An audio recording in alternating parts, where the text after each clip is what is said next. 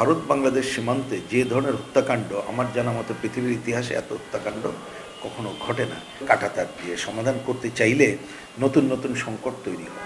নিজেদের আধিপত্য রক্ষার বা নিজেদের ক্ষমতায় থাকার স্বার্থ চিন্তা করে বলে নতুন নতুন সংকট হয়। ভারতের সাথে আমাদের অনেকগুলো সমস্যা রয়েছে, যেমন এইখানে সীমান্ত হত্যা একটা বড় ঘটনা। এইটা দীর্ঘদিন আমরা রোধ করতে পারিনি। আমাদের বাণিজ্য একটা যেভাবে চলে, এটা অসম বাণিজ্যটা চলে। আমাদের অভিন্ন নদীর উৎস ভারতের জায়গা থেকে, সেইখানে ন্যায্যতার ভিত্তিতে বন্টনটা হয় না। আমরা জানি ফারাক্কা, তিস্তা, এটা নতুন ধরনের সংকট আমাদেরকে তৈরি করে রেখেছে। এই ধরনের সংকটগুলো আমাদের দূর করাটা খুব জরুরি।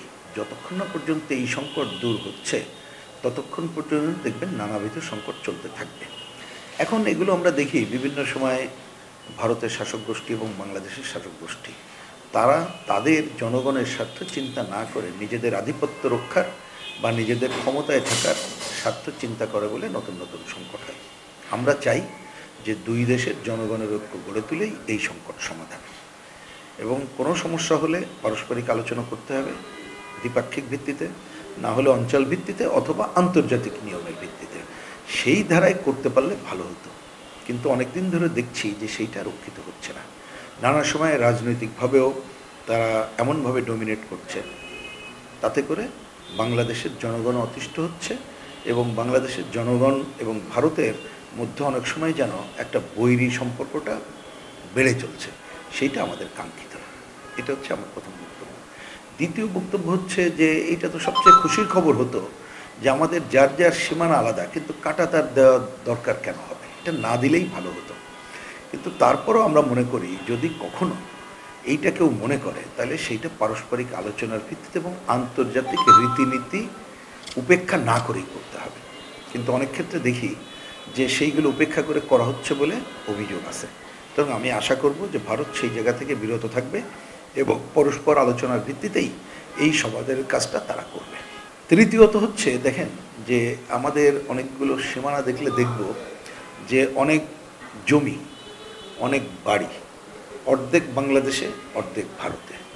তো এর সমাধান তো আসলে কাঁটাতার দিয়ে সমাধান করতে চাইলে নতুন নতুন সংকট তৈরি হবে। আমি আশা করব আলোচনার ভিত্তিতে এটা করা হবে, সেটাই করা দরকার। আর যদি সেটা না হয়, তাহলে ভারত এবং বাংলাদেশের যে বৈরী সম্পর্ক যেটা দাঁড়িয়ে গেছে, সেটা আগামীতে সমাধানের বদৌলতে এইটা নতুন নতুন সংকট তৈরি করবে।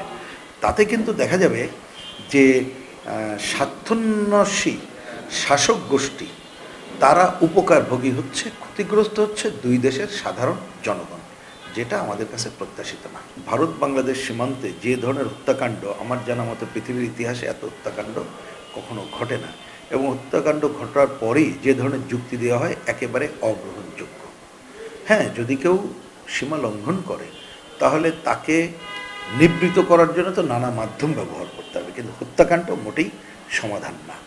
আমরা যে হত্যাকাণ্ডগুলো ইতিমধ্যে সংঘটিত হয়েছে তার প্রকৃত ঘটনা খুঁজে বের করা এবং এর সাথে যারা জড়িত তাকে যার যার আইন অনুযায়ী বিচারের আওতায় আনা আমরা প্রয়োজন মনে করি। একই সাথে আর যেন একটা হত্যাকাণ্ড না ঘটে তার জন্য যা যা করা দরকার দুই দেশের সীমান্তে যারা দায়িত্বপ্রাপ্ত আছে তার আলোচনা করেই এটা সমাধান করবে, সেটাই আমাদের প্রত্যাশা থাকবে।